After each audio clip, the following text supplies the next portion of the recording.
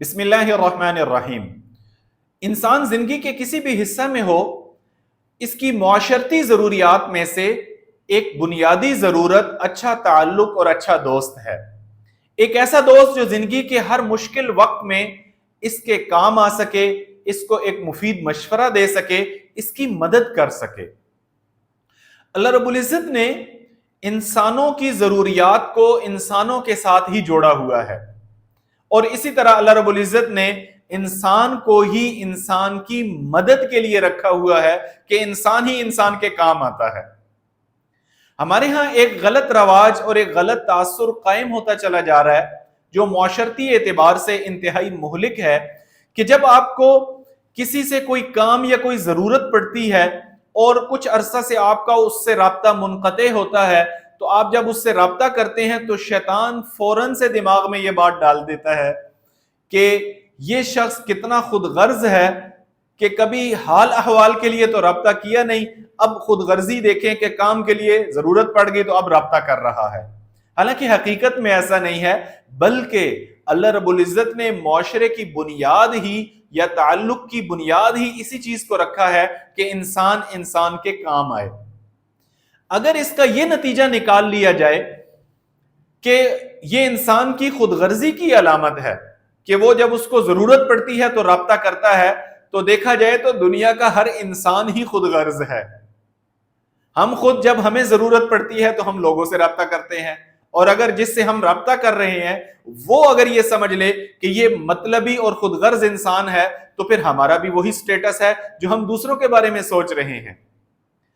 تو اسلام نے تعلق کی بنیاد اچھے گمان پر رکھی ہے کہ جتنا ہو سکے اپنے مسلمان بھائی سے اچھا گمان قائم کیجئے کہ اس کو کہ کیسے میں اس کے کام آ سکوں، اور اللہ رب العزت نے مجھے یہ موقع دیا ہے کہ میں اپنے مسلمان بھائی کی مدد کر سکوں۔ تو دنیا کے ہر رشتے کے لیے مہلک اور خطرناک چیز وہ سب سے پہلے نمبر پر بدگمانی ہے۔ بدگمانی جب کسی رشتے کے اندر پیدا ہو جاتی ہے تو یہ رشتہ کبھی بھی نہیں چل سکتا، چاہے وہ کتنا ہی قریب اور کتنا ہی مضبوط تر رشتہ ہو۔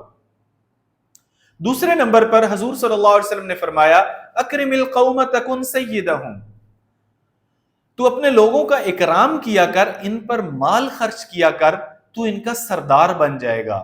تو ہمیں کیا کرنا ہے؟ اگر ہم صاحب حیثیت ہیں یا جتنی ہماری استطاعت ہے، ہم اپنے ملنے ملانے والوں پر، اپنے رشتہ داروں پر اپنی حیثیت کے مطابق کچھ نہ کچھ مال ضرور خرچ کیا کریں۔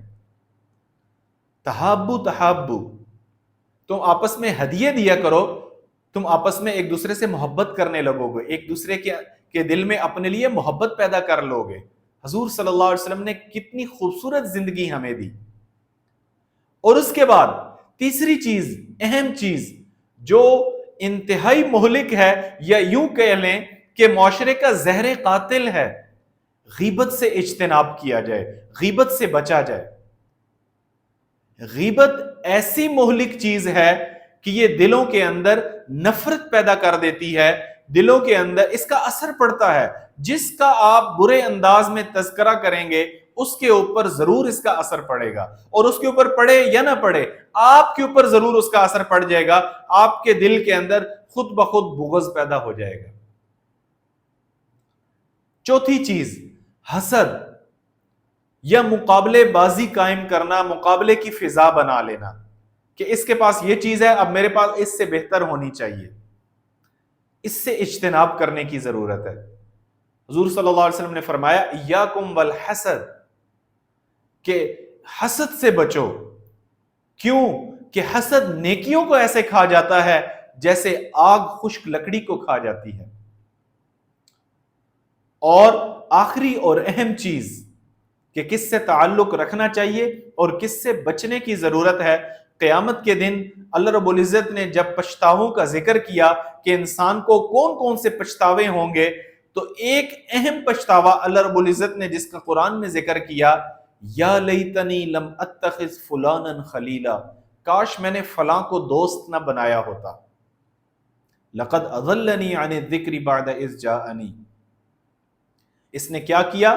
مجھے اللہ کے ذکر سے دور کر دیا، تو گویا کہ جو شخص جب بھی ملے آپ کو اللہ کے ذکر کی طرف لے کر جائے، ایک اچھی بات آپ کو کہہ کر جائے، یہ آپ کا مخلص دوست ہے، اور جو آپ کو اللہ سے دور کر رہا ہے یہ کبھی بھی آپ کا مخلص نہیں ہو سکتا۔ تو انسان کی بنیادی معاشرتی ضروریات میں سے ایک اچھا دوست ہے جو اس کو ایک اچھا مشورہ دیتا رہے، اس کو خیر کے کام کی طرف چلاتا رہے، اور یہ زندگی کا سب سے بڑا احسان ہے کہ کوئی آپ کو برائی کے راستے سے ہٹا لے اور نیکی کے راستے پر لگا دے، اچھائی کے راستے کے اوپر لگا دے۔ کھانے پینے کا اکرام ختم ہو جاتا ہے، لباس کسی نے آپ کو لے کر دے دیا، یہ اکرام، یہ تحفہ ختم ہو جائے گا۔